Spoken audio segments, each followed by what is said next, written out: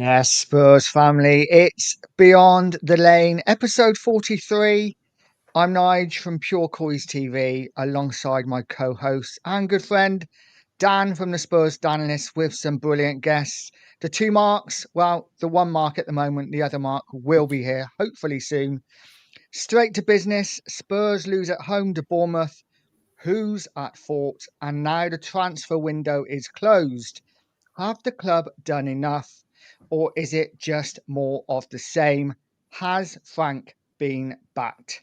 Smash that like button, guys. Drop your thoughts in the chat, and let's get into it. Cookie, how you doing, buddy? How you feeling now, mate? Good evening, chaps. Yeah, a little bit better than I was this morning. Had to miss the old breakfast brunch, and the sheriff had to get on with it himself. By choice, I'll have you. You know, I did say to him, if you want to leave it, mate. And he went, no, I'm having some. So big up to him for doing the breakfast show. But yeah, a bit better than this morning. Nige, thanks very much. And thanks to both of you for having me on. No problem, mate. And Dan, how are you, buddy? Good week? Yeah, I'm all good. Big up Nige, big up Cookie, big up chat. Hope everybody's doing well tonight. Yeah, let's have a cracking show. Lots to get into. Finally, that window is shut. So happy it's finally shut. It's been a mad one, isn't it, this summer? And look, all the focus now is on what happens on the pitch. Just let Frank get on with it now, and we'll see what happens. Absolutely, absolutely. Guys, in the chat, as I've said already, please hit that like button. Smash the subscribe button for the Two Marks show. Also for Dan, the Spurs DANalyst, and myself. And let's say hello. Let's see who's in the chat first before we crack on with the show. Mark Taylor's in. Big up, Mark. Hope you're well. Guys in the house. Big up, Guy. Big up. Rain, as always, big up, buddy. I hope you're well. Razzle's in, as always, again. Big up, Razzle. Big up. Hope you're well, buddy. Barbaric Disdain, as always, big up, mate. I hope you're well. Mate. Yeah, Barbaric. Jimmy's in. Big up, Jimmy. Jim. Big up. Big up, Rich. Hope you're well, buddy. Hi, Rich. Mark Pitts is in the house. Swindon Massive. Hope you're well, mate. Mark. Let's just see who else. Kevin's in. Big up, Kev. Big up, Kev. And Andrew Gregory's in as well. Big up, mate. I hope you are well. No, guys, let's get into the Bournemouth game. What happened? Let's bring the team up first, because when this team come out, I'm not sure how you guys felt about it. Were you surprised? Was it a team that you expected? Were you happy with the team? I'll go first. I'll go first. Yeah, I mean, I think by Frank's interview, his pre-match interview, he thought the game was going to be difficult, Nige. I think he thought that they had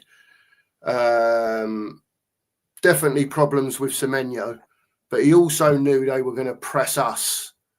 You know, when we were picking up the ball at the back, and it was almost a role reversal of what we did to Man City. It was pretty much the same thing going on.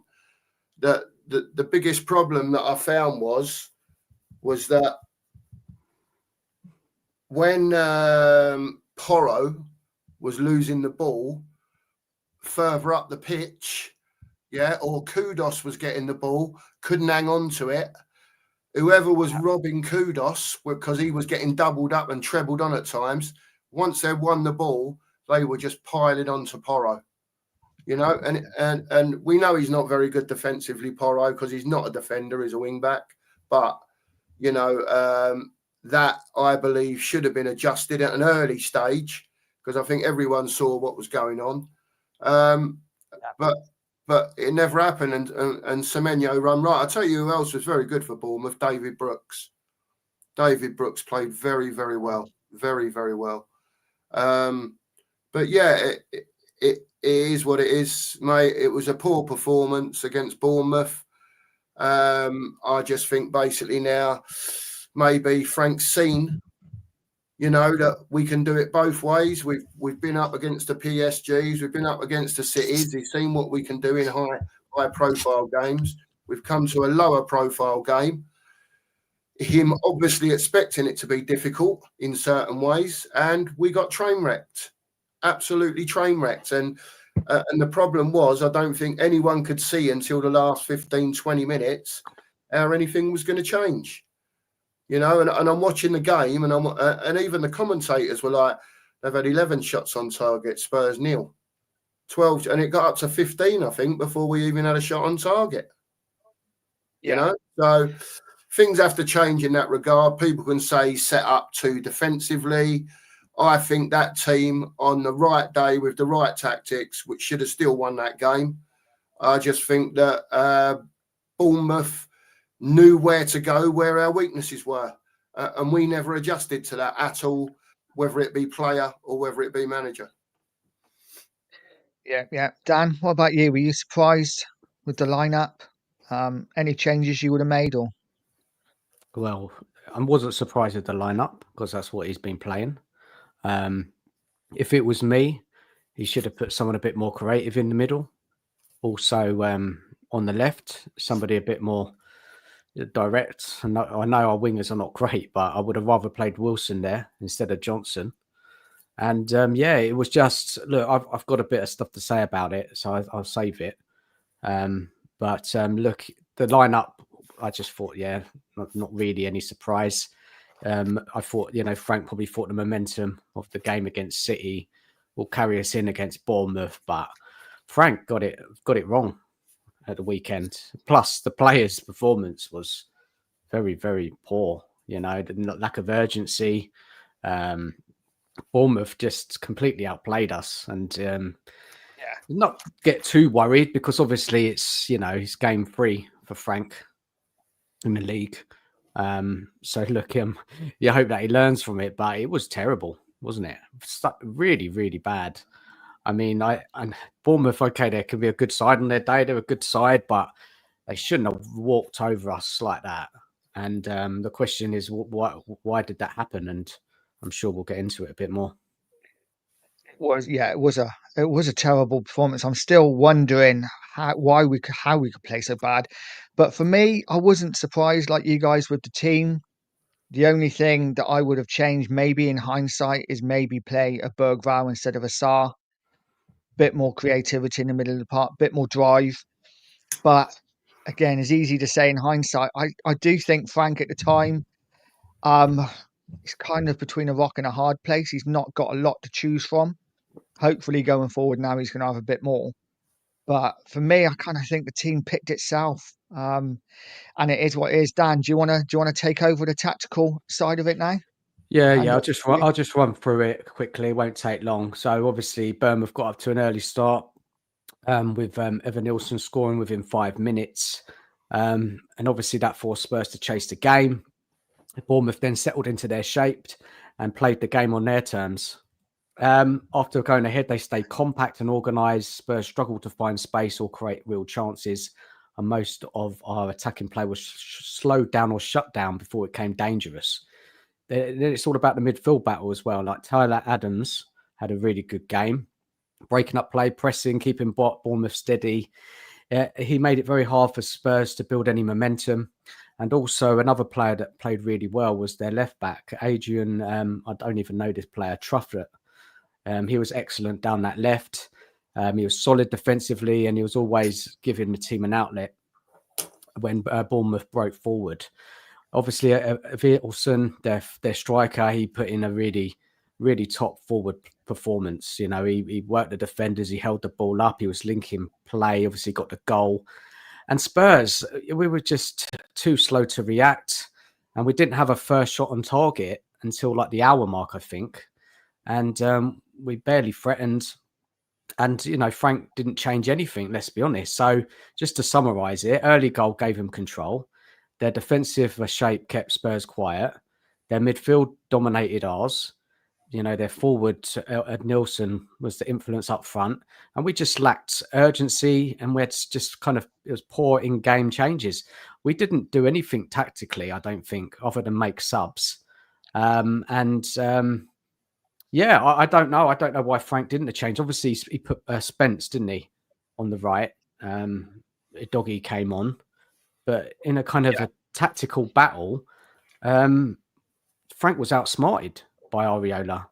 And, yes, you can question the players. Yes, you can question them for their, because I've said that before the game, right? That desire and commitment we showed against City, that's what we need to do every game. We're not that great. We're not a perfect side, and if you don't show that desire and commitment, then, you're going to struggle. And it was just very disappointing to see that performance. All of us expected us to probably win that game because of the way we started the season. We could have been top of the league going into the international break. But Frank will still soon find out that some of these players, their mentality and some of them are very inconsistent. And I do question them that, they play a game like Bournemouth and they're just not up for it. And that's got to change, because that we can't see that sort of performance again at home. I agree.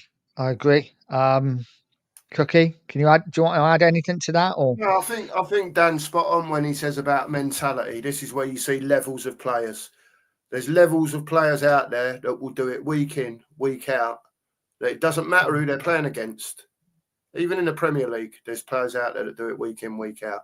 There's some players that struggle, but I just think as well, Dan's right, the mentality of the players has shown through. Don't get me wrong, it's not all on them. Frank had had his own share of the blame to take. But I think when we had the ball, we did absolutely nothing with it. And then when they had the ball, they looked like every time they was going to do something with it. And I think that's a big problem. They've got to work out how to turn White Hart Lane into a fortress again. I think that's, one of the main things that Thomas Frank's got to do. Once he can get that ball rolling and get winning home games regularly, I think the away games he sets up so well and he can adjust in those. I almost think he's a bit further forward than other people away from home. Do you know what I mean? But it's the home form. He can't play so defensively at home, but hopefully that will change now. I'm sure we'll get onto it with Simons, Kudos, Wane, all in the same team. So we'll see. We'll see what happens on that. We'll talk about that, I'm sure. yeah, I think just to add my point, I think that you're both absolutely right with the mentality thing. It's last season we had a lot of games like this, didn't we? A lot of games, especially at home, and a lot of us, probably maybe rightly so, maybe not. A lot of us put it all down to Ange. Maybe it wasn't an Ange thing. Maybe some of this blame's got to be laid on the player's door. Because as much as a manager sets the team up, and yes, Frank got stuff wrong. For me, once the players cross that white line, it's up to them to perform, and they just didn't look interested for me at all. Nige, bring up some of those that stuff I sent you, just to go over it quickly. Just want your guys' opinions, people's in the chat. Yeah. So just look at the attacking momentum from Bournemouth there. The bottom. Look at that, all over us, and our own ground. I mean, that is terrible, isn't it? I know Bournemouth are a good side, but they're not one of the top sides in the league, and they ran all over us, and that must have been a concern for Frank to see that happen so easily, And you're right, Cookie. Like how we played against City the other week, they kind of did the similar thing to us, right? Yeah. That midfield was too stiff. Yeah, didn't have enough progressive passes in the team. Yeah, to get that ball up front, but then also there's poor performances as well. Richarlison had a shocker. Yeah, the Bournemouth defenders bullied him. They marked Kudos out the game. Johnson offers nothing if he's not scoring. And all round, it was a very sluggish performance with nobody. When Bergvall came on in that second half, he helped a bit. He tried to get the play moving, but you can't rely on him. He's only a youngster. Yeah. So, we've all been crying out that we need attacking quality in this side. And yes, we got Simons.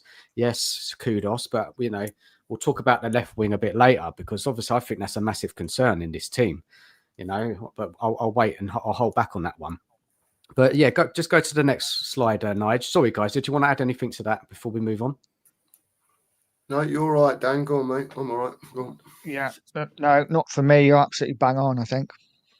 So we're on the left there, yeah? Look at our the average players' positions. Now, I look at that and I compared it to last week. Look at all that, how bunched up it is in that midfield area. And then you look at Bournemouth, it's a bit more spread out, isn't it? Yeah, it says that, I don't know what happened with that performance. But yes, Bournemouth, they did play really well.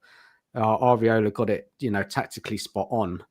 They targeted Porro with Semeno. And look, they could have scored 3-4 goals, honestly. So many shots. And we just had nothing. And Kudos didn't have the best game. And even in the last 10 minutes, when he had a couple of opportunities to get the ball in the box, it was poor, very poor final ball. But again, who was supporting him in up front? We just didn't have anything. Sarr had a terrible game. Paulinho looked off it. Bentancur thought was okay. But again, just Bournemouth, they just ran all over us. They're pressing, and we just couldn't cope with it. No, absolutely bang on. And what I see from that is obviously Semenyo pushed on really high onto Porro, who was quite high himself. Spence almost looks inverted. And for me, and I think this happened a lot in the game, I just think even though Richarlison was bloody awful, he had no support. So, there wasn't a lot of help around him. So even though he was losing the ball a lot, even by that picture, you can see there's not a lot of support really in and around him. So yeah, it was a weird performance. Very last season like. Yeah, so just goes. I think is there any more? I think there's one more with the stats of the game. Look at that. Yeah. Complete domination. Okay. Right? Yeah. Yes, we have possession, right? But Bournemouth, they just had our number, right? They just did. They just cut out Richarlison, gave him no space, Kudos no space, just didn't give us anything. Johnson, they didn't target that side. They didn't need to put anyone out there because Johnson does nothing. No. Right. And it was just I just don't look, Frank did change it. He put Bergvall on to try and change it up a bit, but I mean, he should have started with Bergvall in a game like this. You need more. You need more attacking threat, and especially should have started Wilson, but you just don't fancy him, does he? He hasn't started Wilson or Tell since the start of the season, and it's a concern. He doesn't. I don't rate them. Right? Don't get me wrong. I don't rate them, but they're better than Wilson. I think is better than Johnson when it comes to trying to create something, try and take on his man. Yeah, just I don't know. It was a very, very disappointing day. This is a problem for me though, Dan, because I'll come off that now. So if we had played Odegaard and lost the game, then people would be saying, yeah, but Johnson scores goals. Why wasn't he playing? It's a difficult one, Frank. I just don't think he's had the quality or got the quality up there. Maybe he's got a bit more now, but I think he's between a bit of a rock and a hard place. You look at Burnley opening game. Spurs were never going to lose that game because Burnley were never going to create anything because they are powder puff up front. They got nothing. So it's always going to be a game that Spurs would probably win because we'd have a lot of the ball, push them back. Man City's different. We're always going to sit back, catch them on the counter attack, and that's where we got, I think, the team to do it because Johnson with pace, Kudos with pace, and the midfield to break up the ball. At home against Bournemouth's different altogether because Bournemouth will create chances, they will press, and Spurs just hate being pressed. We're no good at being pressed at all. I don't know what you think, Cookie, but we are rubbish when we are pressed. Well, this is where we've got to learn, Dan, because like I said, away from home, yeah, he looks like he's got it right. Especially against the bigger teams. Whether he'll be able to do that against the lesser teams away from home, I don't know. I'd like to think that we'll be playing our football. The problem is you are exactly spot on. It's when we've got the possession of the ball, like at home, we will have, the lion's share against the majority of the teams. We don't seem to be able to play football. We don't seem to be able to knock it round, a press of a triangle that's been set up with a bit of pass and move like other teams do. And this is what I'm hoping, that now Kudos has got a little bit of help in Simons and Wani, that when we are attacking now, those three will show their quality together. Do you know what I mean? As three quality players. And that's the only thing I can hope for. One thing I will say is that Christian Romero, right? turns up for the big games. He's now the captain of Tottenham Hotspur. When there's games like what was going on, regardless of his performance or not, I want to see him G'ing that team up. I had 2 years of Heung-min Son or being captain and never said a word. Right? So when Romero was made captain, I thought, well, at least he'll give it a big one when he needs to. But again, in his own performance against what you would class as a weaker team, a middle of the table team, he never turned up. He never turned up. I thought he was awful. Honestly, I thought he was awful. And we can't afford to have our club captain playing like that. I think there's a problem. Yeah, look, I think there's a consistency problem with Romero. I do. And I'm yet to be proven wrong. Yeah, let's see. You know, he wasn't. I didn't think it was great against Burnley. I don't think it was his best game against Bournemouth. But it weren't just him, was it? You know, it's everyone. No, they was all everybody apart from a couple. Yeah, Van der Ven made a couple of good challenges, and Vicario made a couple of good saves. But that game, everybody didn't show enough. I've, you know, guys, if you think about it, against City and PSG, that they wanted to play the game, right? So they were leaving spaces. Okay, Burnley were weaker, so we dominated. Yeah, we cut them open. But Bournemouth, they were like they were very well drilled, disciplined, and they were happy to defend deep. And this is the challenge for Frank. And I'm hoping, obviously, with some of these new signings coming in, it's going to help that. But we've got to work out how to break the low blocks. Yeah, because Bournemouth weren't having it. You know, they closed the full to space. That game was crying out for, you know, a creative midfielder who's got real quality. Yeah, who's going to do something different. Yeah, he's got a pass on him. Can, you know, just suddenly bring the game into life for us. And that was just a massive advertisement that we need that player desperately into the side.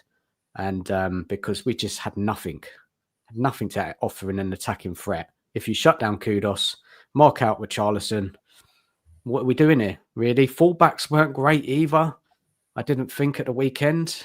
Porro, he was just worrying about Semenyo the whole game. I think Spence was quite sloppy with his passing as well. And then when you've got Johnson in front of you, you've got no hope. Yeah. So look, we need these new signings into the team. But look, let's see out what Frank does, because you know it's still very early. He'll learn about this Tottenham side that, you know, there's a lot of work to do. A lot. It is a concern. It is a concern with Romero for me. Listen, I love Romero, but both of you are bang on. He was fantastic against Paris Saint-Germain. He was fantastic against City. Both big games. As soon as we turn up against games where we should win, he's sloppy. He gives the ball away. For me, the first goal, I think, was down to Romero. He let his man run past him and was slow to react. You know, like I say, I like Romero, but he's just switches off in the games that we should be winning, which is a problem for me, especially now he is the captain. I just got to go back to Eugene's comment. Big up, Eugene. I hope you're well. He says performances like that under Ange, but without attack. Let's keep the same energy. I think we absolutely are keeping the same energy. We are, you know, we're giving Frank some stick because tactically he wasn't up to it, was he, guys? I mean, the subs in the second half didn't really seem to work. You know, we took a while to take Porro off and move Spence across. Was it maybe because Udogie wasn't fully fit, was never going to get more than maybe 20 minutes out of him? What do you think now? Yeah, it's probably. Go on. No, you go, Cookie. Yeah, you're probably right. I think everyone had an off day. I think Frank will learn a lot from it. Like you say, Nige, about the mentality. And, you know, I'll harp back onto it again. In his press conference, he was talking about the game. He was talking about Bournemouth. Again, he said, we hopefully have worked out a plan to deal with Bournemouth. And as he was walking away from the table, someone asked him something and he said, but it's all up here. All of it's up here. Talking about mentality, consistency, that type of thing. Listen, these players, have got to go up a level now. If it's going to work under Thomas Frank, as in from the fact of seeing what we've seen so far. You know, a good result away to City, fair at home to Burnley, and then the loss to Bournemouth. Thomas Frank is going to have to work out how he can get better consistency out of these players and out of this team with what he's got.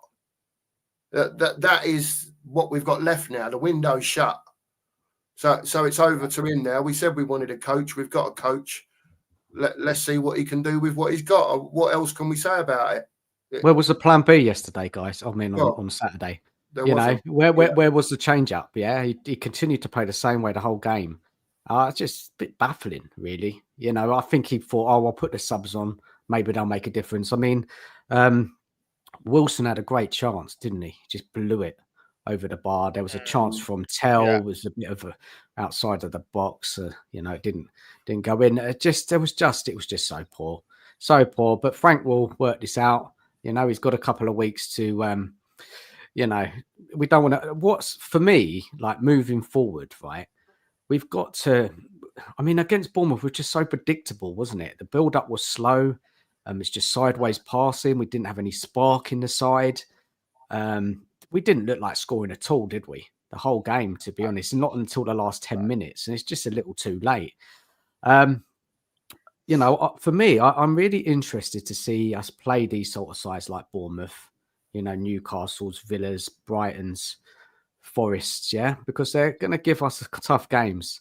And, you know, we'll probably be okay against some of the lower sides, and we'll probably turn up in the big matches, yeah, because they may suit our style of play more. Frank's the way he sets up against the big sides. But it's these type of games which we've got to work on. Yeah, so I'm quite fascinated to see how it plays out. But look, obviously the new signings coming in, I'm sure, you know, Simons and Mawani will help us. But that left hand side is a problem.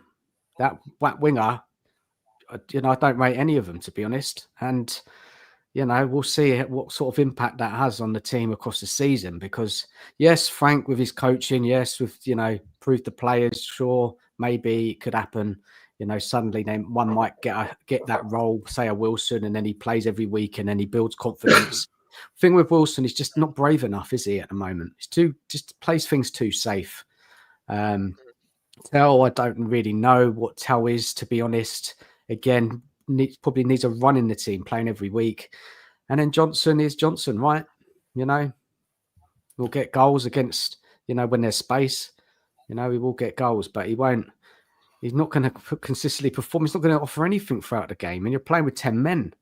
You can't afford to do that in the Premier League. You can't do it. Maybe you can get away with it against lower opposition, but, you know, we need that left side to create things. You know, that's why it's so disappointing in this window that Spurs didn't push the boat out and get that left winger, because it's a problem, a massive problem. Yeah. No, it's hard to disagree, isn't it? Guys, should we talk about a transfer window? Yeah. Let's do it. Let's talk about a transfer window. So let's look at the players that we got in to start with. So the players we got in: Mawani, Simons, Polinia, Kudus, Takai, Danzo, Tau. Obviously, we knew Danzo and Tau were coming in anyway. Takai's been injured since he's come in. We don't know what he's like. He's a kid. But the four we have brought in: Kudus, Polinia, Simons, Mawani. We've got to be happy with them, right? Not thinking about anything else currently. Just those four as it stands. We've got to be happy with them. Guys, chat. Do you want me to go first, Dan? So then you can have your say what you want to say afterwards. Look, for me, I think you've got to break the window. And I'm not sitting on the fence, but I'm trying to look at it from both angles, all right, before anyone shouts at me.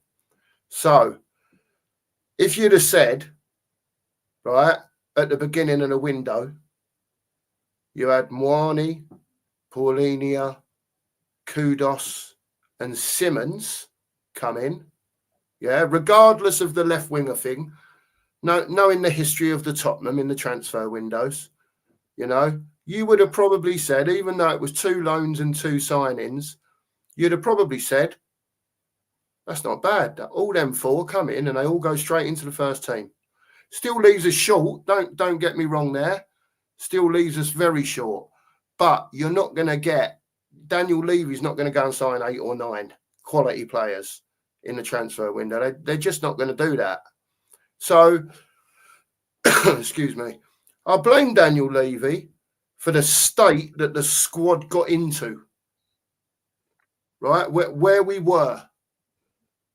Okay, and going on to, I just wanted to, I can see the comments coming in, and Jason further down has said, we didn't have consistent results under Ange. That doesn't build mentality. The mentality, Jason, starts up there with those people because they've got to want to win first. There's no point him not wanting to win, and then you're asking all them down there to go and win. Winners are the whole club down to the tea lady. It's everyone. All right, so I'm not having a go at you, Jason, but as far as I'm concerned, yeah, the mentality was crap under Ange because we weren't winning every season, every week, or every other week. Yeah. You know? So sorry, I just had to say about that. But I think, yeah, if you'd have said we was getting those in, you'd have gone fair play. But he's left it so weak behind that because we haven't bought the quality players in. Yeah, and now all of a sudden we've bought 4 in. The only thing we can hope for now is that continues into the next window and then into next summer. You know, so I'm just trying to break it down and be fair with it. So, yeah, we could have done more. As you lads both know, I was banging on about a left winger for weeks and weeks. You know, like we all were. We was all banging on about a left winger, and I thought we'd get a left winger before we got a centre forward. But looking at that as well, in the 2 players that we've brought in, they can also play multiple positions. Moani is a striker, yeah, but if you need him to, he can play off the left or the right. But all his goals, predominantly, his best periods have come when he's played at centre forward. Okay, we know Simons is a attacking midfielder, but that can also play on the left. So they've tried to sort of cover their backsides, yeah, by the way they've done it.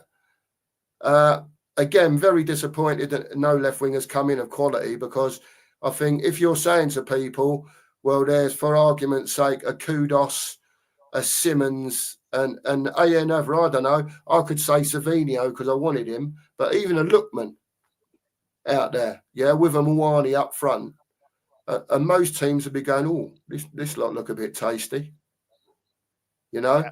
It just leaves it a bit short without a left winger, and also we need other positions covering as well. But again, it's not going to happen in one window. That's not how they do it. But I'll leave the what's the word, analysis to Dan to see what he thinks on the transfer window. No, you made cracking points, man. Yeah, I agree with most you said, man. Honestly, it's this transfer window, right? On the face of it, you'd think, okay, we've done well. First 4 first-team players going to go straight into the team, right? So on the face of it, great. But unfortunately, the board don't go all out today again. They've left us short again. We've got no left winger. We need another. I've been thinking about it since yesterday, and I just think, look, we're lacking another technical player in midfield, I think, as well. You know, I don't think Benton calls it. And then I look at that defence. Who's covered for left centre back? No, you know, Van der Ven gets injured. You've had it. You've got Ben Davies going there, right? Or you're going to play one of the right-sided left. Not ideal. Fullbacks. Yeah, we have 3 fullbacks. Okay, you could say Ben Davies, but I'm not bringing him into this. Ben Davies. He should have gone and left the club a long time ago. No, we shouldn't have to be relying on him. So I said we've got three fullbacks. Spence can cover 2 positions at the back there. Udogie, Spence, and Porro. If happens you get a couple of injuries to them, you've had it. You know, and this is my concerns. The strength in depth is not there. The club got money. They could have gone out and got a couple more in at least, I think. So it's another window where they haven't given us what we need going into going to be a very challenging season, especially playing in the Champions League. Now, on the good side of it, I don't want to be completely negative. I'm happy with those 4 players that come in. I quite like Mawani. Look, he lost his way a bit at PSG, but when he was playing for Frankfurt, he did okay for Juventus on loan last season. I think, he could be a really good player for us. Right, yeah. He's a top talent. I think, I'm happy that we got him because I feel Solanke, Richarlison are not good enough. And I think Mawani's better than them. Time will tell because he hasn't got any Premier League experience. So we'll see. We'll see how he gets on. But that left wing is a massive, massive concern. And obviously we wanted Savinho, couldn't get him. So why didn't they get Lookman? The money wasn't a lot. And we've got money. We could have bought in Lookman. And I don't know what's going on. Honestly, so I'm not content with this transfer window. Yes, it's better and we've signed those 4 first-team players. But for me, it's just years and years of neglect from the board, like a bit like you said, Cookie. And they've got a lot of catching up to do. And, we're going to talk about what we spent as well a bit later because we're well behind all the other teams, probably about 5 or 6 teams in spending-wise. The club talk about ambition, right? It's not enough ambition. It's not. Let's be real. Yes, it's a step forward with those 4 first-team players. But for me, they've left us short again. And if we suffer injuries to key players, we've had it. It'll be the same old story, won't it? Let's be honest. Yeah. All really good points. Really difficult to argue against. Actually, I was thinking myself, Argue it, right? Nige. How can I spin this? I'm not sure I can, mate. Like I say, my point was going to be. Yeah, I totally agree. I've been left. This window has left me just feeling a little bit flat, like we're just missing something. We're just not quite strong enough. Frank come out and said he wanted another defender. He hasn't got one. That for me is a problem. If Frank has come out and said I need another left-sided defender and he's not got one. The left winger, I'm disappointed, but for me, the left winger is slightly different in the fact that Frank has come out and said that if the player that he wants is not available, he'd rather wait. And maybe he didn't want Lookman. Now, listen, as a fan, I'd take Lookman, but maybe Frank didn't want him. And in that case, if that's the case, then we've got to accept it. I am, though, really disappointed that we haven't got a left centre back, though, because Frank has come out and said he wanted cover at the back. Other than that, I think it's been a pretty good window. It's all too late, as always. It's all too late. But I think if you had said at the start of the window, we're going to get 4 first-teamers straight in to the first team, I think we'd all probably bite your hand off. The way it's come about is disappointing. Did we get Simons because Maddison got injured? Would we have got him otherwise? Did we get Mawani because Solanke got injured? Would we have got him otherwise? Would we have got a left winger if we didn't get Mawani? Is it just opportunist? I don't know. It's difficult. I'm happy with the window, but we could have done a lot more for sure. Can I just bring these super chats up quickly? A user saying, where is left wing? Colo the answer, or is he a striker? I think he's definitely a striker, isn't he? I think out of 200 odd games he's played, I think he's only played like 20 games on the left. So for me, he's definitely a striker. But big up A user. Thank you very much. Much appreciated. And Marcus, come on, you Spurs. Big up, Nige. 12-hour shift. Here we go. Take it easy, buddy. Drive safe. And yes. So, guys, you're feeling a bit flat still from the window. You think we could have done more? It's really difficult, right? Because obviously, like I've said, those 4 signings are going to help us. Yeah, I'm happy with them. It's just that, again, the club could have just, they've messed about the whole summer transfer window, really. Messing about. It doesn't look like they had any kind of plan or strategy. And, we got that deal in with Mawani in the last minute. I mean, imagine if we didn't get another striker, with Solanke possibly more serious injury than we realise. I just don't know what the club are doing at times. I know, I just, look, maybe I'm harsh, but I'm holding this board to, I'm holding them to account because it's been 25 years of disappointment, really. And they've got a massive opportunity this season to, invest in the squads, the players that we clearly all need. Frank knows it. he ain't been playing Wilson or Tell, has he? So he's given a message to the board. You know, he's mentioned about wanting another centre-back. Vukovic has gone out on loan. Vukovic said himself that he doesn't feel he's ready yet. So he thought, best for me to go out on loan. Yeah, so then there's a gap there, isn't there, at the back? Yeah, Radu will come back in like October. I mean, you know, anything happens to Simons, anything happens to Kudos, creativity again will be an issue. Yeah, so look, you know, we have to hope that Frank can get more out of these players. Some of them we don't rate. Yeah, improve them. I'm sure he will, some of them. And that we don't get real serious injuries throughout the season. Because if we do, we will fall short again. And that's not what we want. We want to win. We want to try and win something this season. We want to qualify for Europe, get up that table as high as possible. And look, we've got to give it a bit of time for Frank. You know, he needs time, of course. It's not all going to be sorted. And then you could look at it like this, you know, transfer window. You know, it's going to take Frank time to build the squad that he wants. But the opportunities in this window were there to grab. Yeah, they were there. They have money. They could have gone out further to fill these positions, to give Frank and his team the best opportunities possible. And I just hope it's just not another big missed opportunity, because I just don't think the squad is good enough. It's nowhere near some of those top teams in the league. So time will tell. I hope I'm wrong. I hope we smash it and that they surprise me. But I know Tottenham. Yeah, we all know Tottenham. We know the story of them. And again, it's just not right, is it? They could have gone out just a bit more and pushed it out a bit. Cookie, don't you reckon, mate? Well, they won't do, will they? Because they'll be waiting for people like Kulu and Dragusin and Maddison to come back, even if it's later in the season. Oh, my God, we couldn't have 3 attacking midfielders on the book, mate, at the same time if we went and bought another one. Do you know what I mean? You've got 2 hopes of that and one's called Bob. No chance, mate. No chance of that happening whatsoever. You know? So, Dan, we've got who we've got. You know what leave is like. We'll be sitting here in a year's time probably having the same conversation again. Oh, we're short again. We're short again. Do you know what I mean? And we just have to play with the cards. As fans, we have to play with the cards we've been dealt with. Hope we don't get, like you say, too many injuries, especially at one time, and just plug through as best we can, get up the league as high as we can, and hopefully maybe have a bit of a run in a Carling or an FA Cup. I think a lot of it will depend on how far we get in the Champions League. If we qualify, you know, through to the knockouts, I don't know, but I think January, and it's the hardest time to do business.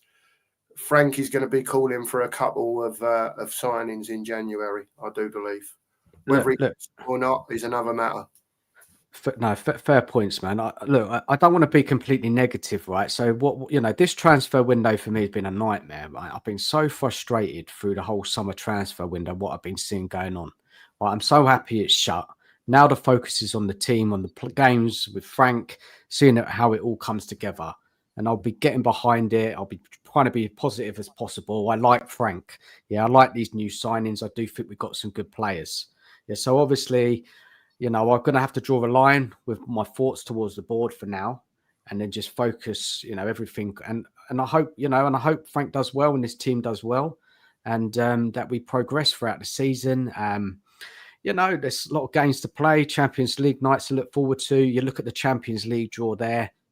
Why not? Why can't we qualify out of that? You know, those games are winnable, I think. We should be able to get out of that league format.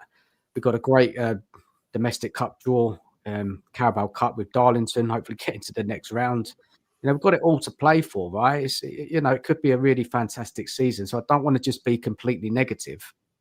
But, you know, I have to give my thoughts on what I think about the board and what they could have done. They could have done more. We ain't spent as much as the other teams in the league. You know, they talk. This is what it is about ambition. Look how much Liverpool was spent. How much is it? Over 400 million. Yeah. And they won the league. This is what we need to do. Yeah, but they don't want to, and they probably never will. I wouldn't worry about Liverpool, mate. I'd be more looking at Sunderland have spent more than us. Yeah, have you got it? We will get into. I haven't got the figures, no, but I've read that they've spent more than us. You know, so when teams like Sunderland that are just coming up spending more than us, I know they get their booster pay for coming up or whatever, or they only get that when they go down. I can't remember, whatever it is, that package that they get for coming up. But you know, teams have spent lots of money. Whether you look at it from mid-table teams like what Sunderland, I imagine, are trying to achieve by spending all that money, making sure that they stay in the league for another season. You know, when you've got teams like Liverpool that finished 46 points in front of us, have spent somewhere in the region of £450 million, right, improving their squad. Whatever you might think of certain players, I see people saying, "Oh, Wirtz ain't worth 120 million. What's he done yet?" Give them a chance to adjust. You can see they're quality players a mile off. So then they go and beat Arsenal at the weekend, and then just confirm Isak as well. You know what I mean? Proper football club, want to win trophies, and obviously their board want to make money as well, because that's what they're there for. But they see their way of making money as in investing in the squad and winning things. And when you look at Tottenham and Daniel Levy, I think it's polar opposites, absolute polar opposites. You know, he's making his money from everything else but the football. To me, puts not necessarily the minimum amount, because a lot of it's not down to him. He's supplying the money. It's his scouts that are going finding the players, you know, and Lang and now Paratici as well. You know, so we waste a lot of money on players, a lot of money. And if you look at the obvious ones that you would say, some of the youngsters that we wasted money on, take some of that 70 and 80 million quid. You could have gone and got your Savinio, because you'd have had it there. I know that's in hindsight again. Do you know what I mean? Because players have come in, young players, they went down the young route. And like we said, you know, even last season, we need quality. So we started with quality. We've got 2 in, 2 on loan. I'd have rather there was our signings, but hopefully at the end of the season, as long as Paulinho and Wane do the business, and I'll come on to Wane in a minute when you want to talk about him, right? As long as they can get those deals done, because I think they'll be great for Tottenham. Both those players have both proved, you know, Paulinho was poor against Bournemouth, don't get me wrong, but I still don't think he's anywhere near 100%. You know, he only played 6 games last season.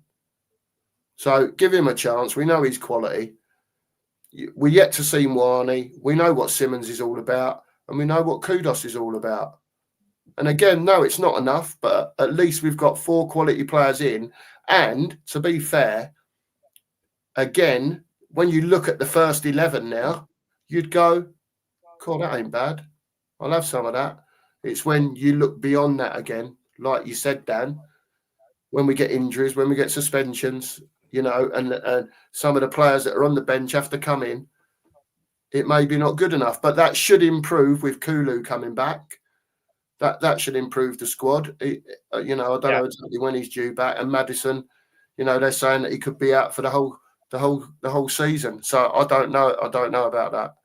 But yeah, it's just about squad depth at the end of the day. And you know, with the amount of games we've got this season, you are going to see times when there isn't a Kudos and a Simons in the team at the same time, and then and you're going to think then, you know, you're lumping it on Bergval's shoulders maybe to play in the 10, or are you going down the route of, or maybe Frank might be going down the route of, I don't want to do that. You know, I'll play with me 2 in front. We'll hold out and hope we can nick a goal like we have done in the 2 games we've won this season.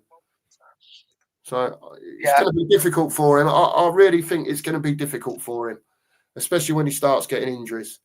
But we'll see. If that is the situation he's been left in, again, as fans, we've been left in that situation as well. He's got what he's got, but they've got to go again in January. If he asks for something in January, be serious, go and get him it.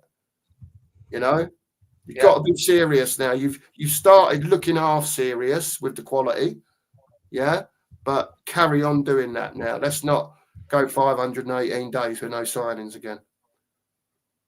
I agree. I agree totally. Yeah, couldn't have said it better myself, mate. Absolutely bang on. Guys, if you haven't already, please smash that like button, hit that subscribe button. Please subscribe to the Two Mark Show, doing sterling work over there, and to the Spurs DANalyst. I will get the links up in just a second. Let's go. I saw a question here that I thought would be quite interesting to ask. And it was this: who are you guys playing on the left wing and striker? For me, Odegaard, Tao and Johnson, they should hold the bench as they're just not good enough to start games. It's a difficult one, mate, isn't it? Because none of them are really that great. But who would you go with? Do you know what? I think when they're all fit, it's really difficult, because what he could do is he could play Mane out on the left, Simons in the middle, Kudos on the right, with Richie up front. For me, like I've said, Mane is a striker, right? This geezer, and I'll say to you, if you want to see levels between players, yeah, even if you go and watch the clips, yeah, watch how this bloke can hold a ball up, watch how he can flick it round the corner, yeah, and then go again. Yeah, watch how strong he is when it looks like he can't get past the defender, and he'll dip his shoulder in front of him and give him one out the way and carry on with what he's doing. He looks a bit, when you look at him, he can look a bit like a bit languid and not natural. Does that make sense, Nige? Do you know what I mean? He can look a bit not all over the place, but a bit, not straightforward. Is that the right way? He almost looks too tall, doesn't he, to be skillful and quick? 6'2", yeah. He can head a ball as well. He's not worried about a ball coming in the box and getting his nut on it. He'll do that, but he's good at holding the ball up. Mane, very, very good. And the other thing that people need to remember is not that it really matters right now because he's on loan, but this kid, right, went to PSG. I think they paid 90 odd million quid for him. Yeah. You know what I mean? So if PSG are seeing something in him, then we'll see. But surely at the end of the day, yeah, he's got to be better than what we've got. I don't know. Absolutely. I know. I agree. I think it was absolutely unreal for Frankfurt in that. I think it was a couple of seasons he was there. He was absolutely unplayable at times. But big up, Holly Hotspur. Hope you're well. If you haven't, guys, get over and subscribe to Holly Hotspurs as well, doing a sterling work over there. Yeah, I really like Moani. I think he's a good player. I think he's a good striker. I think he definitely score goals in the Premier League. I am concerned that there is no, obligation or option to buy though. I haven't heard that there is, so I'm guessing there isn't. But maybe it works well for us. Thing is, if he scores 20 goals, it's going to put his price up again. And then PSG, all the big clubs will be circling. So it's disappointing that we haven't got at least first refusal. But who knows? Maybe we have, and we just don't know about it. Yeah, you never know, Nige. You never know what they've set up. But not as if planning is in the Tottenham mould. It seems like opportunist buy-ins. These two that they've got in, but it is what it is. At the end of the day, like we said, Nige, they've got a bit of quality in. It's not enough, but it is what it is. In the whole scheme of things, I'm talking about. I don't want to upset. What's the point? In the whole scheme of things, the squad depth is still not enough. I don't care what anyone says, right? The squad depth is not enough. And if you think Mane is not better than Richarlison or Solanke, we need to start watching a bit more football, I'm afraid, because it's night and day for me. It's night and day. I agree. And Lynch is absolutely smashing on. I never thought about this. If Spencer gets injured, we effectively lose two players. Yeah, we do. We do. That's the problem, isn't it? I mean, I'm really pleased with what we brought in, but we are a couple of injuries away from another season like last season, when we are literally putting square pegs in round holes. And need to ask Bentancur or Bergvall? Who do you think can read the game better? Go on, Cookie. You go first on that. Look, they play different positions. Okay, so obviously Bentancur's your defensive midfield-ish type of playmaker. That is the type of player that he is. I don't think Bentancur's come back anywhere near what he was before his injuries. Yeah, he's shown little bits and pieces. I thought against Man City, he did a great job in winning second balls. Yeah, very good at that. You know, if you watch that City game, Pellegrini was breaking stuff up. Anything that bounced, Bentancur was winning. That is the polar opposite of what happened against Bournemouth at the weekend. Yeah, you was expecting Bentancur to go and win them second balls. I think I see him win one in the whole match. Yeah, you know, and it was like again what you were saying, it's the consistency, desire, the method of playing away from home to playing at home. You know, and Thomas Frank's got to find that happy medium, especially at home. I think he'll be all right away, but at home he's got to find that happy medium. And now, hopefully, that happy medium is there with Simons and Kudos and Mwane. We'll see, won't he? Like what's the point said, he's only a loan signing. So if it don't work out, he'll just go back to where he went from. But if he goes and scores 25 goals this year and PSG wants 70 million for him, we ain't going to pay it, are we? We ain't going to pay it. You know we're not, because that's not. So, you know. It'd be interesting, though, won't it? If he does score 25, what will we do? Because the fans will be, like, wanting him, obviously. And if Levy doesn't stump up the money, it's going to be an interesting one. Yeah. Dan, what do you reckon? Bentancur, Bergvall? Who would you rather in the midfield? Bentancur at the moment. But it depends on who we're playing. You know, the opposition. If we need more creativity, we need to throw someone in like a Bergvall, you know, to get it up the pitch a bit quicker. And, you know, but again, they're different players to me. Different type of player. And look, you know, what's the point? FC makes a good point in the chat. He says, let's have a look. See if we can bring it up. I'm way behind. I like this. I like this sort of stuff from him. This is a really interesting point. And everybody in the chat, what do you reckon? I can bring it up, actually. So he says, Frank should be able to get top 6 with this squad. And if he doesn't, he should be out the door. Tasty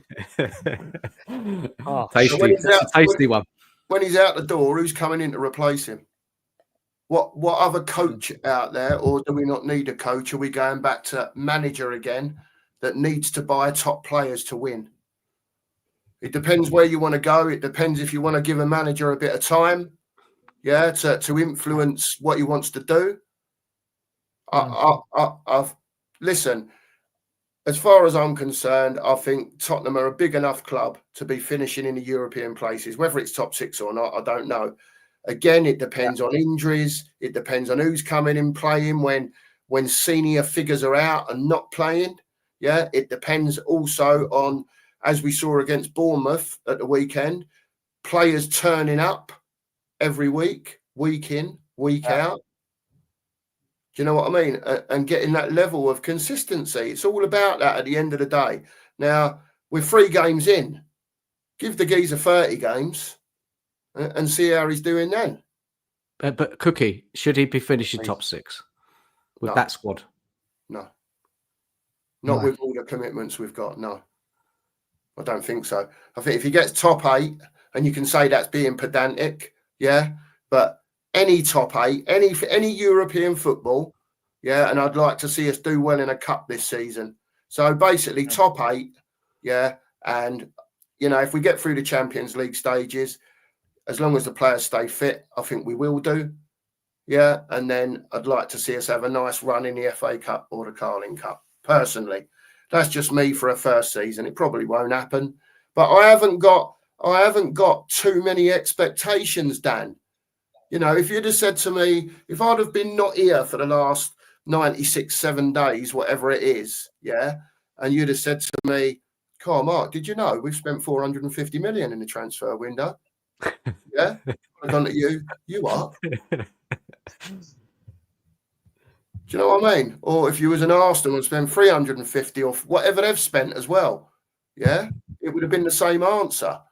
So, you know, people have to remember how Spurs work. They do not and haven't for a long, long time gone the whole hog. Spurs just don't do that. They'll go half or 2/3 of the hog, yeah, and then Daniel will hope that 2/3 is enough. Last season, it was enough to win the Europa League, right? But now we're in the Champions League. We're in the big boys league now. So he's the one who comes out and says, "I want to win the Premier League, and I want to win the Champions League." I don't think anyone expects him to do that this season. We've had a little bit of intent in the transfer window, you know, not as much as we all would have wanted. And again, people will say, "Well, we only signed 2 and loaned 2," but it's still 4 quality players that have come in. So for me, like we said earlier, the 4 players that have come in make it a good window as such. Yeah, we needed a lot more, but we're not that club to go and spend the money to go and bring those players in. You know, don't forget, Daniel's got to keep the wage level at a reasonable 40-something%. Can't go too high because it burns into his pocket otherwise. Take all these things into consideration, people. You know how it works. Good answer. Good answer. Yeah. And Nige, you know, now you've seen this squad put together and the 4 signings, you're expecting top 4, mate, aren't you? Get out of town. Listen, I said start of the season with the current squad, we should be finishing around 9th or 10th. With the signings we've made, I'm expecting us to finish in a European place. Whether that's 7th, I'm not sure what gets Conference League. Is it 7th or 8th? I'm not sure. I think it might be 7th, but I'm not 100% sure. But I'm expecting a 7th place finish. I expect us to get back into Europe. If we don't, for me, it would be a poor season, but it doesn't mean I'd want Frank out. We've got to give him at least a season to get his, just like we did with Ange, give him a season, get his ideas across. Let's see, you know, what happens in January. Let's see what happens next summer. I don't think we're that far off a really good squad, you know. I really don't. I think well, I say not far. I think 4 players off a good squad. And if we got 2 in January and then got another 2 in the summer, or 3, I think we'd have a decent squad to like really compete, not with titles, but why can't we finish the best of the rest? I haven't seen anything from Villa yet, who apparently are so much better than us. They've started crap. Haven't seen a lot from Newcastle yet. Yeah, they play some good football, but you know, they're not blowing me away. I haven't seen all these sides that are supposed to be in and around us. United, they look pretty rank again. So, you know, who's to say? Who's to say? I think top 7 would decide we have now. But if we can add a few more in January, who knows? Maybe we could finish 5th or 6th. I know. I sound deluded. Dan, what do you think? We've got to be finishing in those European places, right? Which number, I don't know. It all depends on the squad, the injuries to key players, for example, how far we're going in all these competitions. So look, I'll be disappointed if we don't get Europe with the signings we've made, yeah? Knowing Frank, I think Frank's a good manager, you know, and he should be getting more out of this team than what we saw last season, plus the added players, right? Right, this is why we brought in Frank, isn't it? To be able to compete in 4 competitions, right? This is the thinking, right? They sacked Ange because he didn't do it. Now Frank, we have to put a kind of target on him. Look, it's not going to be what's it called? Plain sailing, you know. It's going to be ups and downs. We're going to lose games, you know. It's not always going to work. But what you hope for throughout the season, that there's progress. You know, the team's getting better. Frank's learning, you know, there's improvements, a number of things throughout the side. Cup competitions, I'm not happy if we get knocked out against a team that we should be beating. You know, we should be doing all we can to get as far as to win it or get to a final. You know, Champions League is a different ball game, really. I don't think the time it gets, you know, say if we get out of the league format and then went to the knockouts, it really depends on who we draw, what the current state of the squad is with regards to injuries, if we've got like a really strong first 11. But again, we're going to come across some very, very good sides in that competition, and it's going to be tough to predict us to do anything in that. With the Champions League, just have to kind of get on, be a bit of a ride, enjoy it while we're in it. Don't know when we'll be in it again. So, look, that's kind of me. But so Europe, do all we can to win a domestic trophy. Don't get knocked out by anyone we shouldn't, and make progression throughout the season. And if we're short in January, like Cookie said, Nige said, we need to go in and sign a couple, to get us through, especially if we're in all the competitions soon. Still, if we're still in the competitions, that's even more reasons to invest into the squad. But this is the thing, isn't it? Like, they should have done it in this summer transfer window.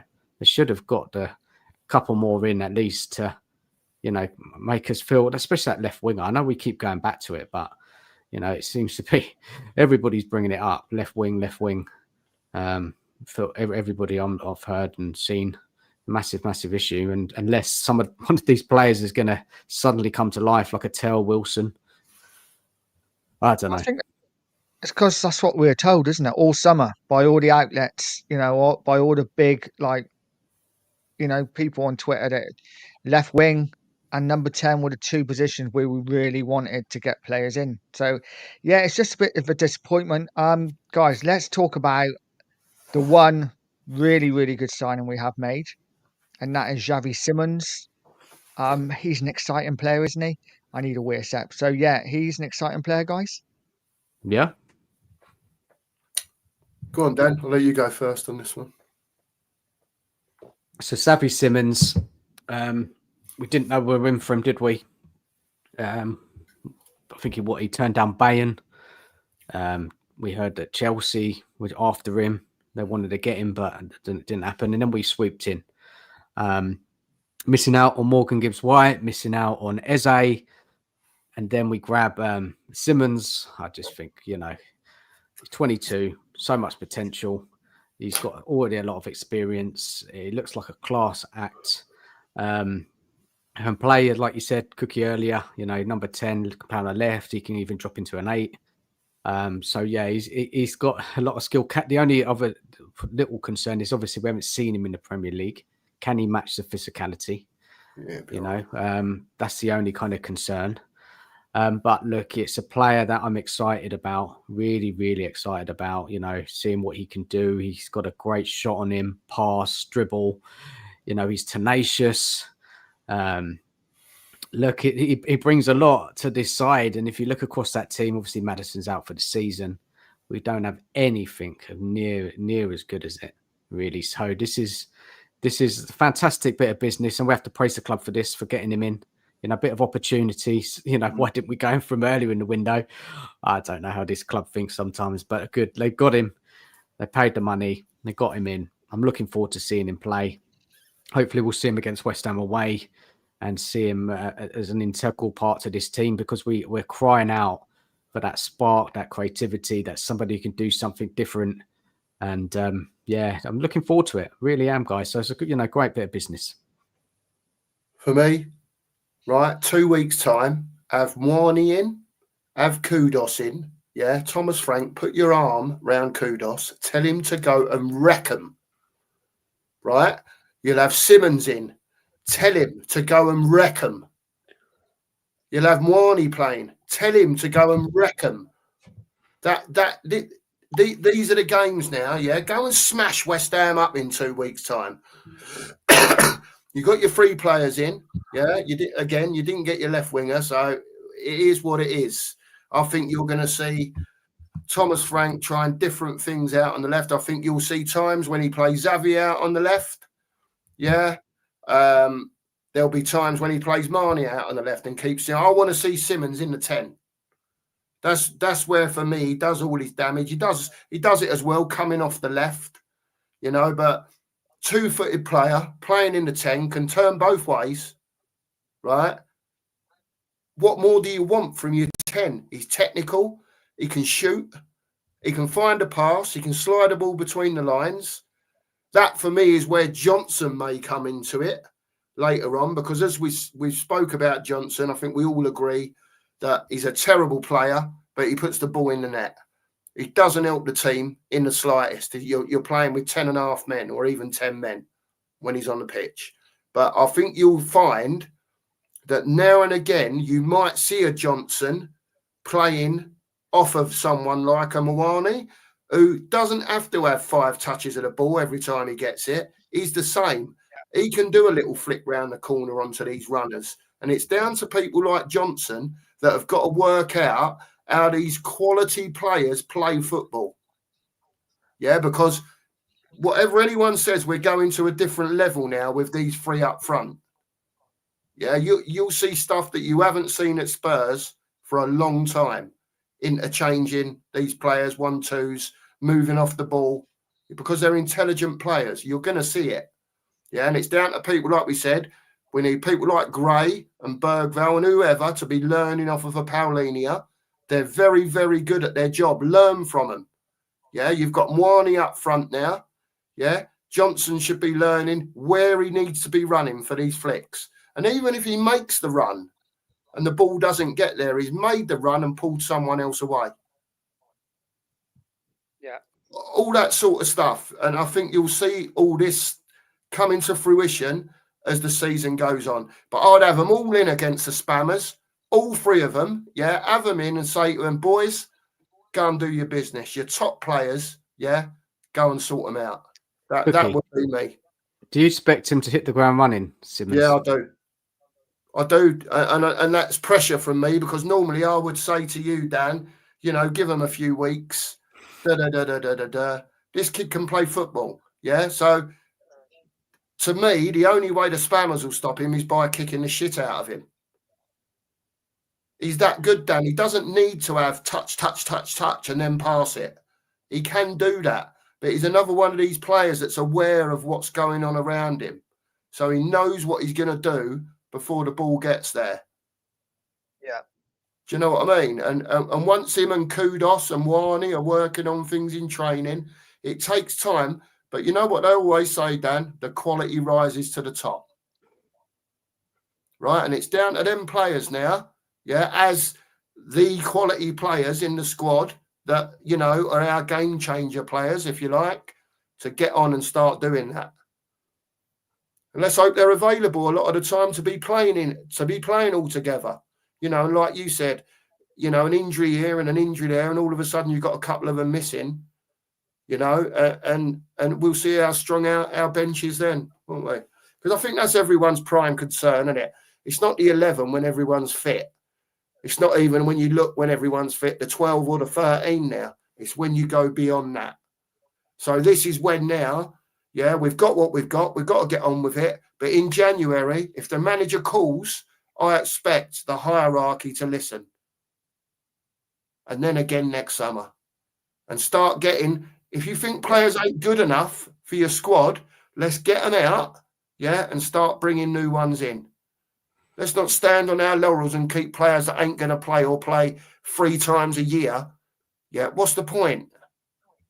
We want a strong, very strong of depth squad. That's what we're aiming for. That's what the big clubs do. Yeah, when big clubs have 2 or 3 injuries and they bring players in off their bench, yeah, you don't see the massive drop. You don't think, oh, geez, he ain't playing today and he's playing because he's injured. They're going to struggle today. That's where we need to get to.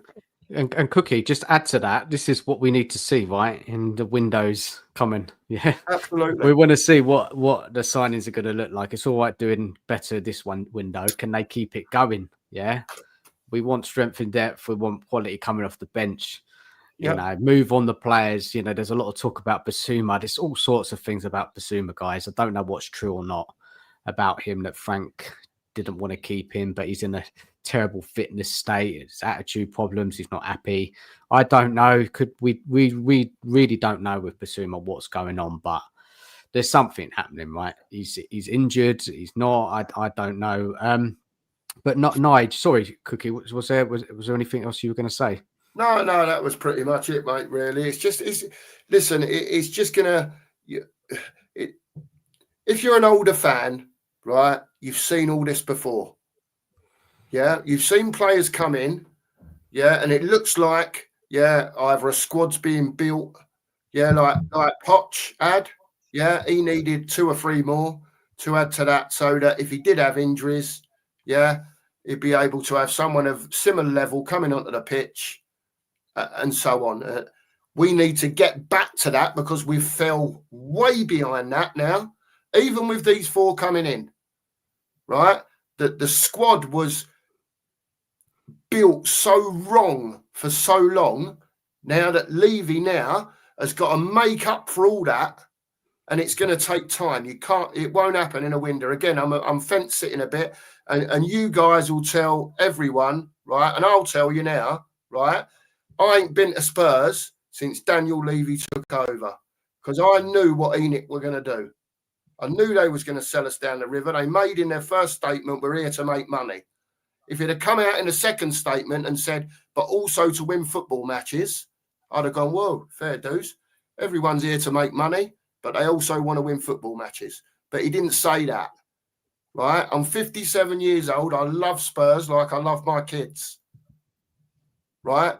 But that twat has stopped me going to that club for 25 years. Out of my own choice, yeah. But that's my way, yeah, of telling him, sod you. Because we could have been so much more now. So much more. Yeah, we've got the ground. Yeah, he's a businessman. Yeah, he's done all that great. I don't really give a toss about all that. I'm more interested in what's going on the pitch. What they're doing to make money, yeah, and keep the club sustainable and whatever else. That's their job. That's what they get paid for. It's also their job to make sure that they put decent footballers on the pitch to give them every chance and the manager every chance to win football matches. Correct or not? Tell me if I'm wrong. Please tell me if I'm wrong. Nige, Bang on, mate. You lay into your turn now. I can't remember what we were talking about. I want to talk about Xavi Simons because I can't wait to see him. Sorry. I can't wait to see him in a Spurs shirt. I really can. I think he is Spurs all over. He's typical Tottenham player, and yeah, I'm just really excited to see what he can do. My concern is he's not going to be starting against West Ham. I can just see Frank playing with that 3 in midfield again, and maybe Simons maybe starting off the left, but definitely looking forward to seeing him. I think he's the most exciting player we've signed in many years. I don't know whether you guys agree. For me, probably since Van der Vaart. That's the most excited I've been since a Van der Vaart signing. So yeah, he was I think 2008, wasn't he? Was he 2008?